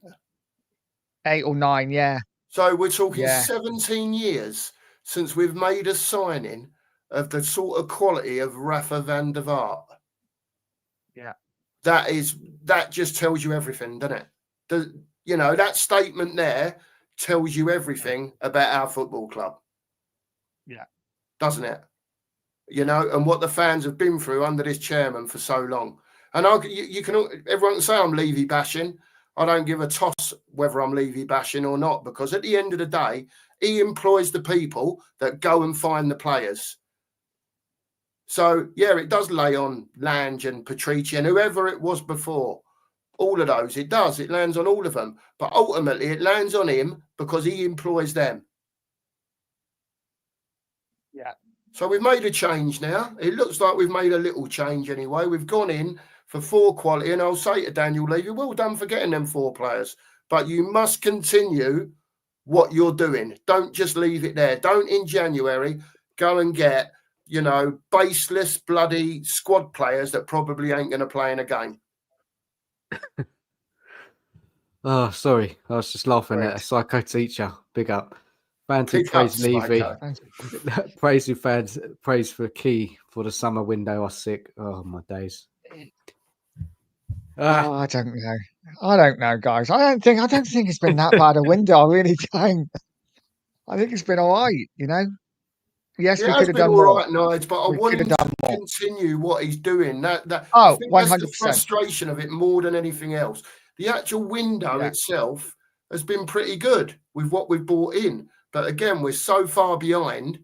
And when Dan's talking about, the money Liverpool have spent, the money Arsenal have spent, yeah, we're already 46 points behind Liverpool.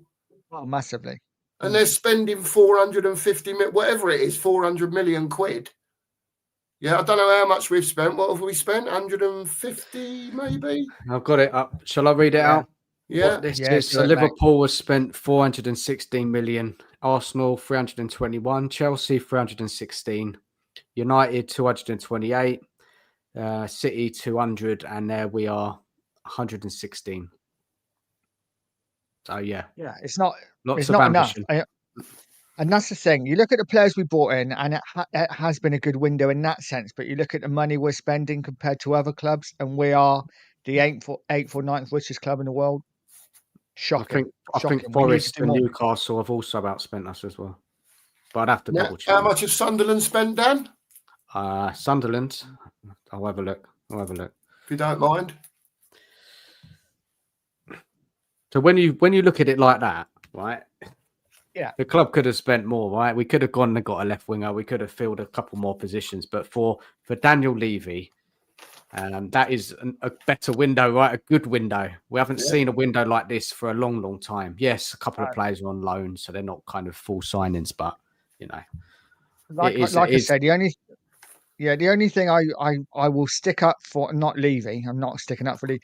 The only thing I will stick up for the fact that maybe we didn't get that left winger because the one Frank wanted, whether that's Savino, whether that's a Rodgers, maybe he wasn't available and Frank didn't want a Lookman.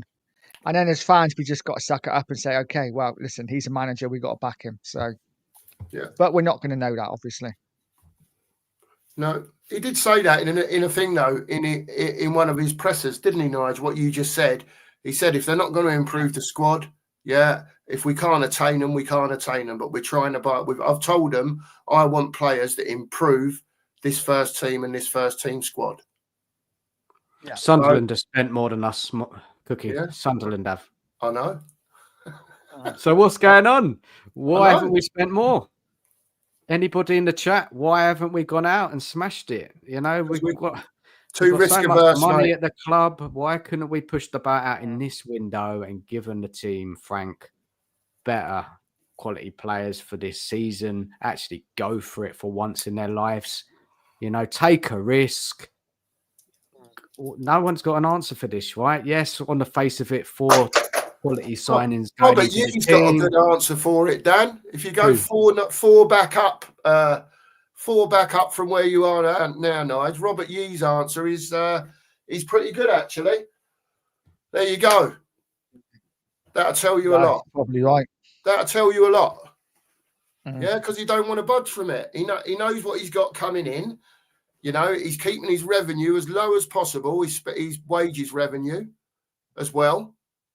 Yeah, we're at 42%, something like that. It might have gone up slightly with Romero and Mwani coming in and so on, but it wouldn't have made that much difference, And to me, it's just madness. All this, trying to get players on the cheap all the time, and then we get to a couple of days from the end of the transfer window when so many other deals could have been done. Yeah, but we're leaving it till the last seconds. But Cookie, the majority of the fan base, I've had a look. I've rated this window highly, out of 10. So why is that? I think Jacob's got a point here. He says, I judge the window based on the signing quality over the numbers spent. I couldn't care if it's on money or, do we maybe look at the money spent sometimes and think, well, they spent a lot of money, so they must have had a better window. Didn't we spend money 400 doesn't million? always guarantee success. No, right? We spent 400 odd million with Ange, didn't we? And look at the players we brought in. Sometimes getting the quality and doesn't cost the earth. So I think maybe we've got to give Spurs a little bit of credit for getting quality in, but we definitely could have done more. And we've wasted the whole summer on like 3 players that, and at the end, we've been scrabbling around. The thing is, we all as fans can think and feel how we want, right? You might be happy with the window. Fair play to you. So you think I'm not content. Cookie's not content. Nige, you're kind of half and half. You know, as a fan, you think how you want. You know, I demand more, but you know, and Jacob's right. It's not our money. It's not our money at all. You judge it, and I think that's what we're trying to do. The four that have come in, we've said they go into the first team, don't they? They do, and I think that's what all of us want. We want the squad improved. We want the first team improved. It's not our money. We don't spend it, but I think what we're trying to do, Jacob, is work out again, because it looked like earlier in the window we was going in a different direction with the type of signings we were buying. A couple of them didn't come off. We've now got what we've got, but we have to remember as well that Kudus, Simons, and Wani, to me, are all quality, and Paulinho, they're all quality players. Yeah, and I just, again, I want to see that carry on. I just want to see that carry on. I don't want it to be, you know, if the manager's asking for something, and you know he's not going to ask for £100 million players, but he might come out and say, look, I need another defensive midfielder, for argument's sake, yeah, or a left back. You know, if we knew we needed, or we thought we needed that left back so badly, why didn't we get a Kanji? I know he's gone to Inter Milan, but the offer could have been made. You're not telling me Inter Milan are paying him more than what we could have paid him, or Ake for that amount, for that. Either of those two would have helped out with the centre back problem. You know, but we want an we would do, like Jacob said, we just all want it. The only way we're going to get improvement is for the board, yeah, to the board and the people that they employ and the scouts and everything else. The talent ID has got to be better, yeah, because when you look at it overall, no one can say that Levy don't spend money, because he does spend money. He might not spend like Liverpool have been and like Arsenal have been, but he does spend a lot of money, right? But the players that have come in for that money, yeah, not everyone, but a lot of them are not up to standard. They're just not. And that's where he's failed earlier on. That's why we wanted more in this window. And then at the same time, that's why we're all thinking, well, he ain't going to do no more than that. He's got 4 in. Yeah, we're going to have to be patient as Spurs fans and see if he has changed his colours a little bit. And if he does go again in January, because it's difficult in January, you know, to get players in. Clubs are charging stupid prices to lose players in January. So, but, you know, if the manager asks for something, go and get it for him now. If you're backing him, go and get it for him. Within reason, obviously. You know? Yeah, great points, Cookie, man. Just like make a point. I don't know how everybody in the chat's feeling. Nige, Cookie. Yeah, I know obviously we're talking about it because of the windows ended, so it's the topic. Are we going to let this conversation with Levy go now for a little bit, or do you think it's just going to be coming up? Because surely now the whole focus is on what goes on the pitch now. It's over to Frank now to deliver a functioning team, a winning team, we hope, yeah? Getting all the pieces, putting it all together. You know, the focus is on him, like we spent earlier in the show. You know, we did really criticize Frank for that performance and the players. So, do you reckon that Cookie? Do you think that conversation with Levy will kind of not completely disappear, but would it kind of until maybe January it will slow down a bit, or do you think it's going to crop up all the time? Listen, they're a professional football club. They've got to be looking for targets. Yeah, he's got to be, even now, he's got to be saying, well, look, we didn't get so-and-so and we didn't get so-and-so. These are the 2 positions that I feel are really important right now that we get covered. Yeah, whatever they are. Yeah.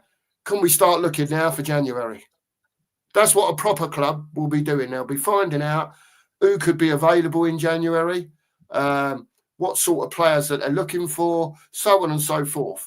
Then when we get to January again, yeah, they'll probably be looking again, and it's probably more in advance than that, Dan. They should be looking now for next summer. No, I agree with you. I agree with you. What I was saying, Cookie, is about the conversation around Levy. Yeah.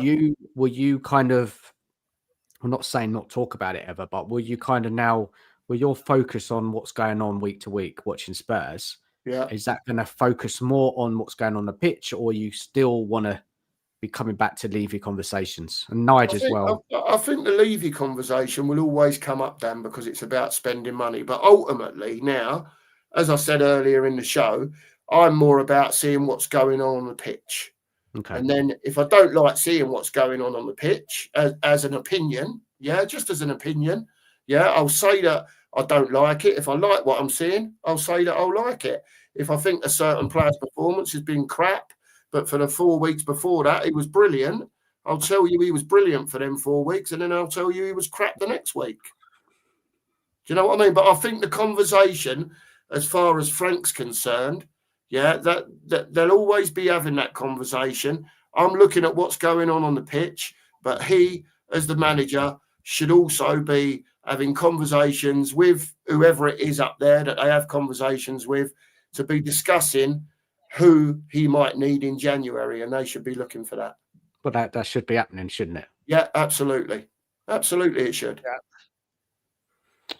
Yeah, for me, I think, listen, a Levy conversation will always happen. It's going to happen all season, especially if we have a bad run. But for me as a fan, and just a fan currently, I just want to concentrate on what's on the pitch. Yeah, agreed. Obviously, Levy will never be far from my mind, and I will support any protests absolutely 100%. But listen, it is what it is. The window's shut. Let's get behind the team. Levy's done everything I've asked of him over the last 3 or 4 months. He's got rid of the manager I didn't want. He's brought in a manager I do want. And has he done enough in the transfer window? No, but he has brought 4 players in that if you had said to me before the window, you're going to get him, and him, I would have been delighted. So I'm just going to get behind the team for now and see what happens. Dan, what about you? Look, I'm so happy that transfer window has ended. It was driving me nuts. Yeah. Gosh, just not stop moaning about the board all summer. Yeah. Most of my videos are moaning about the board. And fair enough, right? Do you know what I mean? Like, you know, they have to deliver. Yeah. And they have delivered to a point. Yeah. So, you know, and I praise the signings. Yeah. I want to see this window after window, right? You know, that's the evidence. If there's actually a change in how the club, what they do with football, you know, on the pitch, rather than worrying about flats and concerts and NFL and saving money. And, you know, I want to see being more risk averse and, you know, just go for it and back this team and Frank with better players. I want to see that this next window, January, the summer after that, the summer after that. If I can see that, then I can say, okay, fair enough. They're trying, they're trying to do all they can. But it's too early to kind of judge this board. You know, one good window in what's this window? Best window out of how many years, would you say? A few, isn't it? Going back to Redknapp, maybe similar, but, you know. Yeah, we could say much. Redknapp had a good window, didn't he? You know, you can argue which was better. Under Redknapp, we signed those proven players as well, didn't we? Like the likes of Palacios, Scott Parker, Adebayor, wasn't it? Brought back Defoe and things like that. I don't know. Look, it's a better window. But again, I'm looking forward to the season. I'm happy it's here and we can watch the games and hopefully, you know, we can win. You know, West Ham, you know, would have said before the weekend that that's a, you know, guaranteed win, and West Ham been playing, but they went over to Nottingham Forest and got a very good result. Yes, I know it's 3 quick goals, but you know they're going to be well up for it against us. On when is it? A couple of weeks, yeah. Yeah, 2 weeks time. Yeah, so they're going to be well up for that game, and it's not going to be a walk in the park. I'll tell you that much. You know, quality to quality, we should win it, but it's a derby, man. You just don't know, do you? You just don't know it. So look there. It's intriguing, isn't it, that game? Who have we got after West Ham, guys? I think it's Brighton away.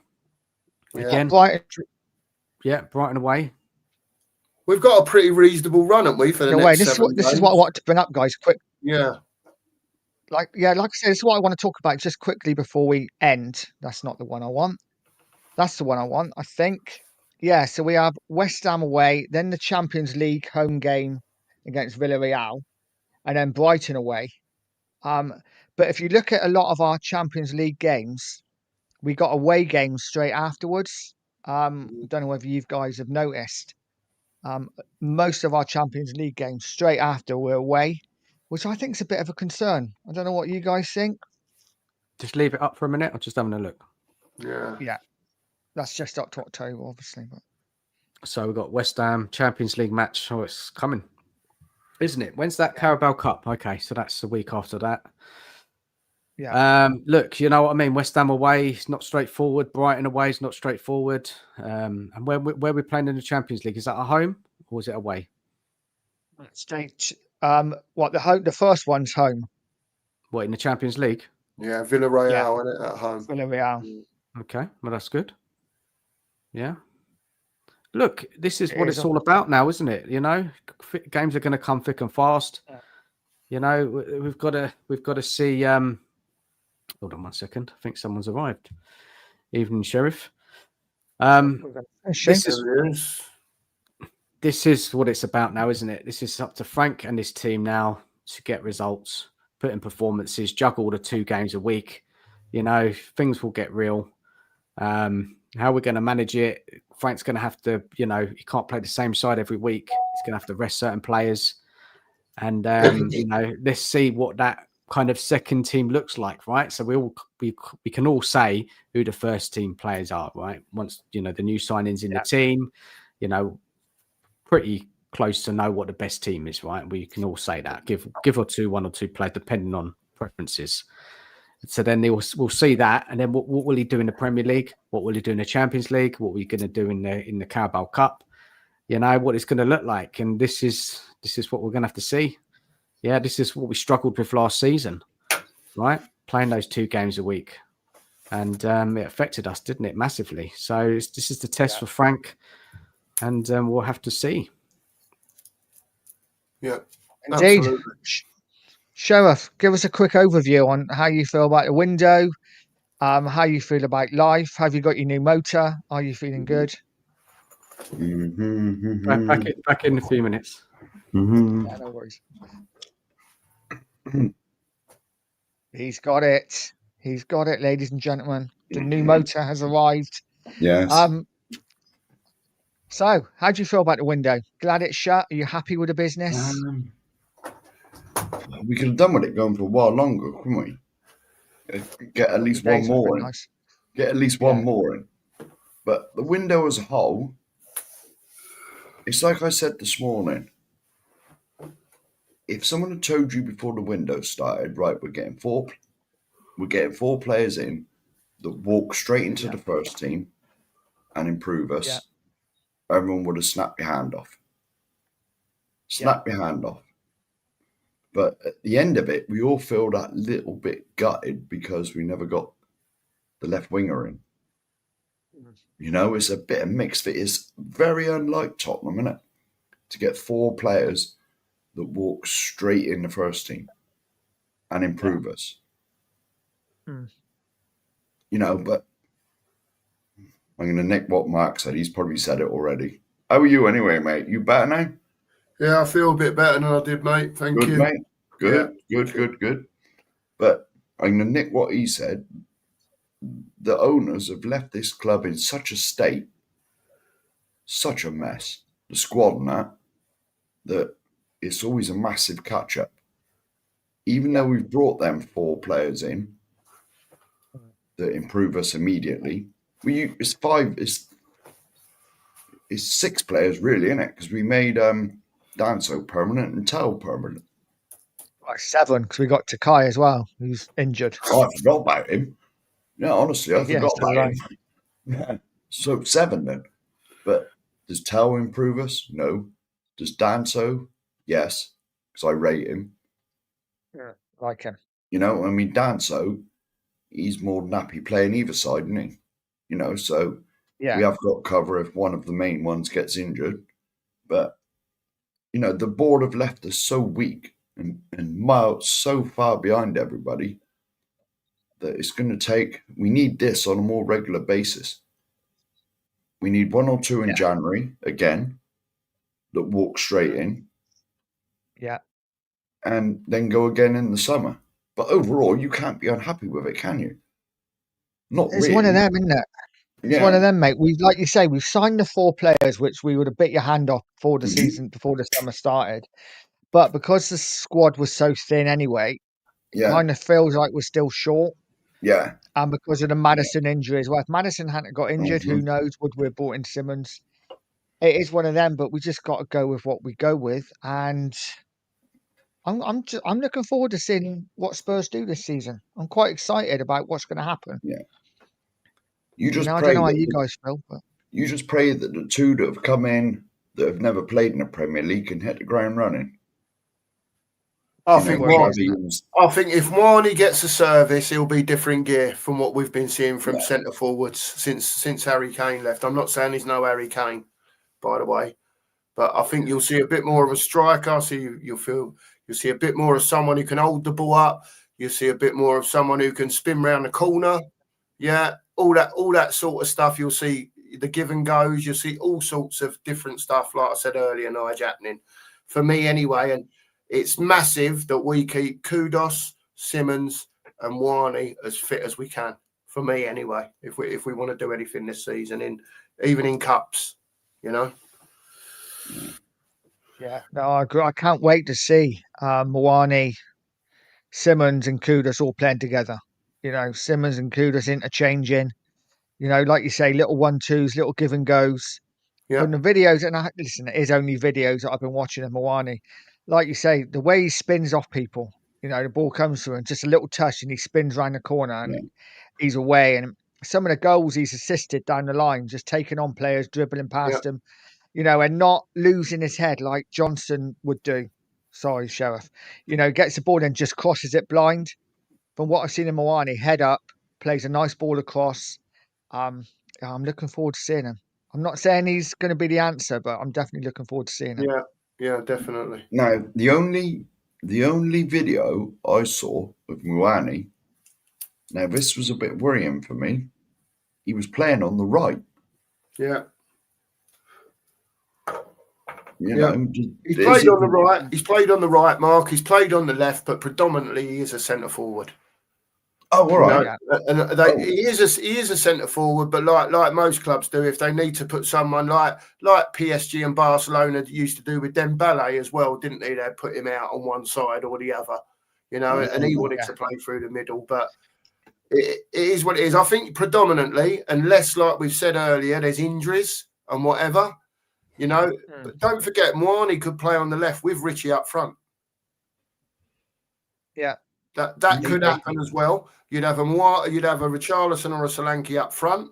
I don't think that would be the right thing to do. But in cases where it might happen, where you'd want a stronger player on the left-hand side, they might well put Mwani on the left, have Simons in the middle, Kudos on the right with a Richarlison or a Solanke. You know, in certain games, that might well happen. It's options now, isn't there, Cookie? There are a few options there going forward. Yeah, they can juggle them front players about to fill thingies. But again, that's okay. But it's almost like going back to the sometimes again, even though that a Simons could play off the left. Yeah, at times. You know, a Mwani could play off the left as well as centre forward at times. You know, a Kudos could play in the 10, if you like, at times. So there is change there, but do you still get that little feeling in the back of your head that when those players are out of position, not in their natural positions, it's a bit of square pegs round hole still?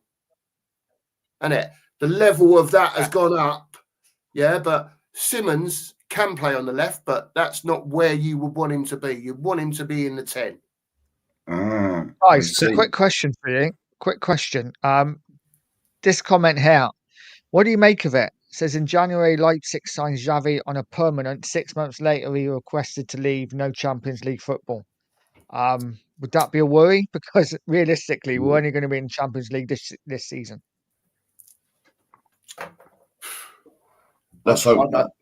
Well, he's contracted, isn't he? So I mean, he's an ambitious young man. You know, he's gonna want to play Champions League football, want to get himself out there. He's still young, 22.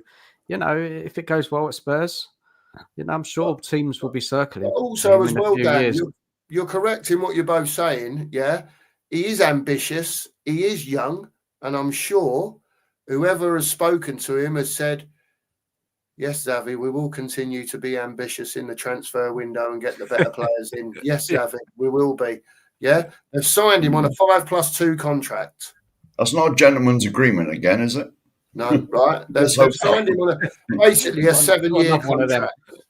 You know, he's on good money. Let's see what happens, because don't be surprised if in a year's time, if it is a bad year or 2 years' time or whatever, that if it's not going well, he does say, "I need to move on." Yeah. You know, and if Levy could command the money for him, if he has been doing well as a player, but the team on the whole haven't, they haven't gone and won anything. They've only finished 10th or 11th in the league, but you've looked at him over the season and thought, well, Geezer's done really well, you know, and then an offer comes in for 80 million, 85 million, Levy will sell him, wouldn't he? Because he's made profit. We all know how it works. We've always been that club. We've always been that club, haven't we? Modric, Bell, you know, even Kane. Yeah. You know, when Berbatov, when the players get too big for us, we sell them. And I'm all right with that. If, you know, Simons has 2 or 3 good seasons with us and then wants to leave, that's fine. To be honest with you, you're getting some shit, man. Cookie, you're getting some shit in the chat with Lisa. Okay, he is getting some being shit. so bloody negative, mate. Sorry, everyone. He'll be staying the full 7 years. We'll win the league and everything else, and the Champions League. Yeah. I don't mean to be negative. I'm just trying to be, you know, open to all things. We can all sit here and say, "Oh yeah, it's going to be wonderful." Do you know what I mean? And let's hope it is. I hope it is. I hope we do great things next year. I hope all the players we've brought in, the whole squad, everyone is fantastic. I wouldn't want anything more from Tottenham Hotspur, right? But you have to look at it for what it is. At the end of the day, you know, we needed more in. Yeah, we've got what we've got, and that's it. Now, like you said, Dan, Nige, the window's closed. He's got what he's got. He seems to have bought a couple of players that can play multiple positions. All 3 of those front 3 can play multiple positions. And perhaps he thinks to himself, you know, with the lack of a left winger, well, I've got 2 very good players that can go and play out there if I need them to. And it's like Andrew said in the chat, big up, man. You know, we cannot be negative. It's ingrained into us. Yeah. Disappointment, season in, season out. Yes, fantastic. Last season we won the Europa. We were shocked. Right, let's be real. We were shocked. We didn't think we would win anything. But look, you know, we can't help it. You know, we just always doubt it, question everything, because we haven't seen the club make that real step forward to really want to win. You know, be serious until we start seeing that, and consistently as well, not just one window. You know, it's got a big window after window, you know, and back the manager, back the team.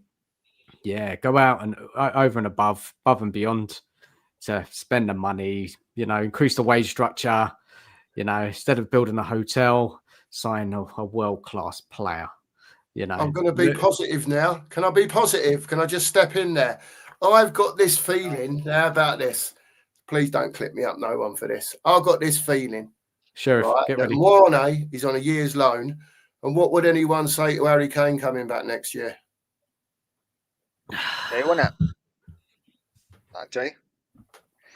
Probably would never happen. It probably would never happen. But don't forget, if he has a year this season where he's winning trophies again and he gets that off his back, yeah, which he already has done by winning 1. But if he wins more this year, which he should do, then what's to stop him coming back to Spurs? Wanting to win more at Bayern Munich. That's to break all those Premier League records, mate. All those Premier League records are there to be broken. They're all there. You know?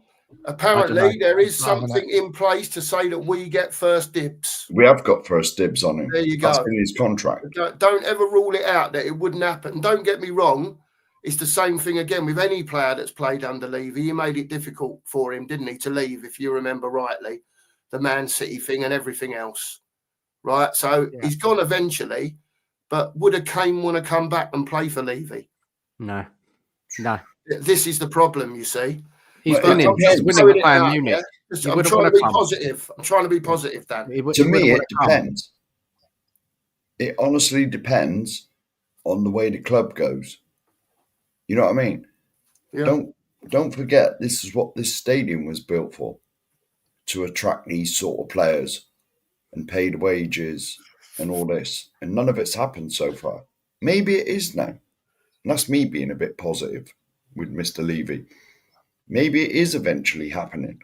But this You is right, what Sheriff? the damn stadium right, was mate? built. Sheriff, you all right? He ain't going anywhere. I know. He's feeling all right, mate. I'm still a bit excited. I've been out driving my new car. Like a kid in a sweet shop. Yeah. He is. He's like a I kid in know. a sweet shop. He'll be out again in a minute. Just Yeah. take it round the block. Yeah. Nah, What you got? What did you get, Sheriff? What you got? it is my mate's car that he's hardly driven for 4 years because he's a cabbie, and it's certainly not his ex-taxi. They're crazy people.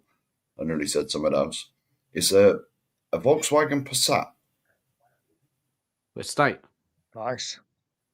No, it's a saloon. It's a blue, not red. I won't buy a red car. It's blue, navy blue, Tottenham blue.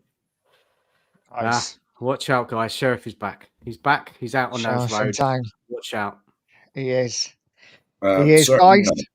Certainly not I to think- answer Andrew's point. Nige, before you shut the show down, Yes. just Go on. quickly. Go on, mate. I know we'll probably talk about it more next week, but West Ham away, how is Frank going to approach this game? God knows. Guys. God knows. But that had to be How's he got. going to approach it? I'll tell you how he'll approach it. He'll play with a one up top, two behind with Kudos and Simons sitting in behind. So those three are narrow, yeah? And then he'll play with a five.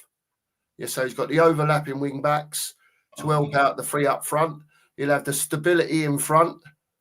Yeah, that's what I would do. I would play Mwani up front, have Simons and Kudos, almost like two number 10s. But obviously, they'll work back when we haven't got the ball, to a point.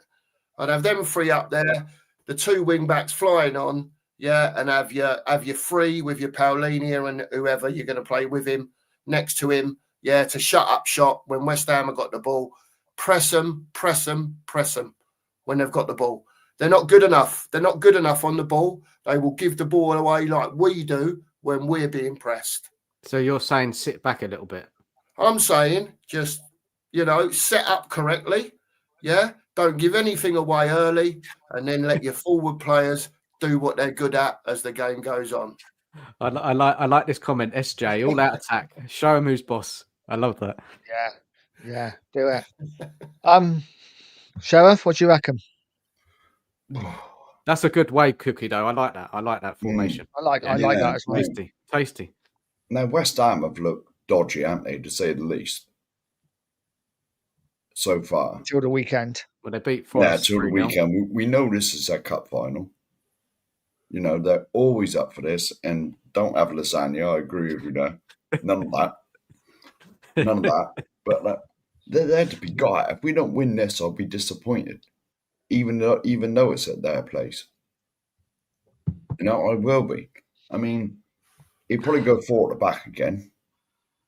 But they have got some dangerous players behind that. Sheriff, you'll be storming off again, mate, if that happens. You'll be storming off, mate. Listen, don't you worry about Paqueta. Paulinia are steaming to him in the first 5 minutes and you won't see him again. Well, yeah. All over. Don't worry about that. As long as you don't get sent off. As long as you don't get sent off. Well, I'd take a booking for that one. I'd take a booking to shut Paqueta up early doors to put him out the rest of the game because he'll go quiet if he takes one early. So let's get him out of the game. He's walking a tightrope then, isn't he? For the rest of the game. You've got to do what you got to do. Team game, mate. Yeah. Team game. Yeah. It's not a team game if you're down to 10 men, is it? Oh, you know what I mean, Mark. You know what I'm on about. You know what I mean. Yeah, but there's plenty of ways to give someone one at the backside, mate, without anyone seeing it. Trust me. However many cameras are on the pitch. I wouldn't know. Just pause.